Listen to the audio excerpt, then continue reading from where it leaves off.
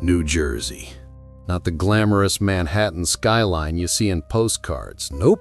New Jersey is the land of diners that haven't been renovated since the 70s, highways that smell faintly of gasoline, and men in baseball caps who live and die for their local football team.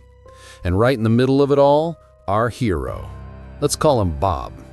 Now, Bob wasn't a loser, at least not officially. He was the proud owner of a small business, 3 delivery trucks, 2 grumpy drivers, and an office crammed above a laundromat. Was it glamorous? Hell no. But in his mind, he was self-made. His friends in the bar would clap him on the back and say, "Bob, you're the boss, man. You're living the dream." Sure, the dream. A dream that smelled like diesel fuel and stale coffee. Bob's daily routine was carved in stone. Wake up, drive to the office, shuffle papers, yell at drivers for being late, argue with clients who always wanted a discount, eat a cold turkey sandwich at noon, drive home, collapse in front of the TV with a 6-pack. And on Sundays, oh, Sundays were holy. That was steak day.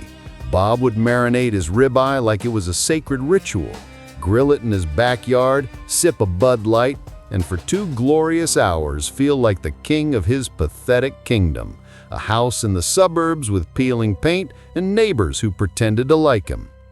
But deep down, Bob knew the truth. He wasn't a king, he was a prisoner of routine. His wife had left him years ago for a guy who actually had ambition. His daughter was grown in college and called about as often as Halley's Comet shows up.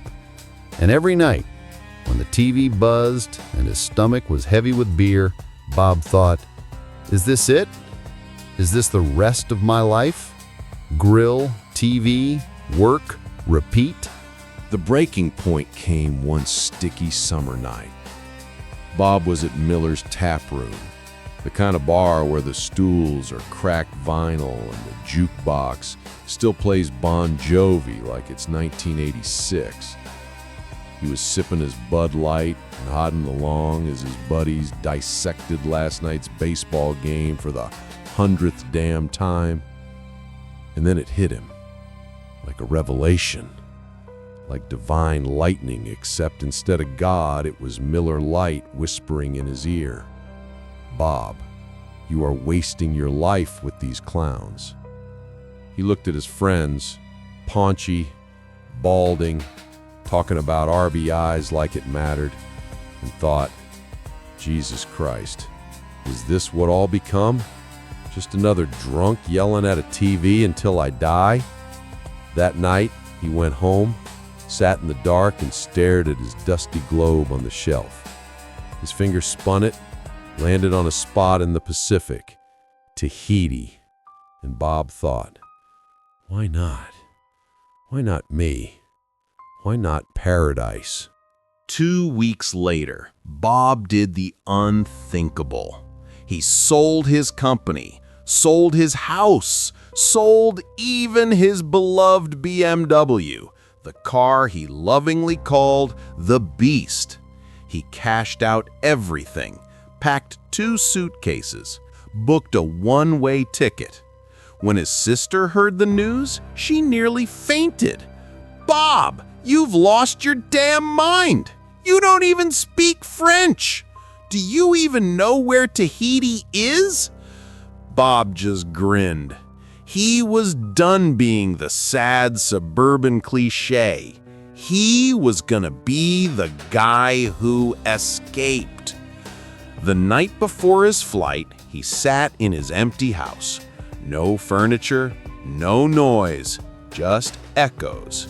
He grilled one last steak on a disposable plate, drank his last beer in New Jersey, and whispered to himself, "Tomorrow, I'm not Bob the delivery guy. Tomorrow, I'm Bob the adventurer." The plane landed, the doors opened, and Bob was hit by, well, not paradise. More like a wet slap of humid air that clung to his chest like a sweaty uncle at a wedding. The airport was chaos. Taxi drivers screaming, kids running, chickens in crates, tourists fumbling with their passports. Bob's head spun, but he held on to one thought. I made it. This is it. The new me begins now. He climbed into a taxi, paid triple the normal fare because, well, Bob didn't know how to bargain. But it didn't matter. Outside the window were palm trees swaying, turquoise waters glistening. Bob imagined his future. Coconuts, hammocks, sunsets, and maybe, just maybe, romance. It started, as all dumb stories do, in a bar. Bob was on his third beer when she walked in. Sun-kissed skin, dark hair cascading over her shoulders, a floral dress that fluttered in the warm breeze, and that smile, the kind of smile men write bad poetry about.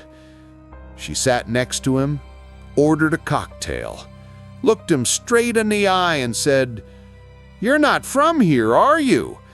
And Bob, bless his middle-aged, gullible heart, was done. Finished. Hook, line, sinker. Her name was Leilani. At least that's what she told him. She laughed at his corny jokes.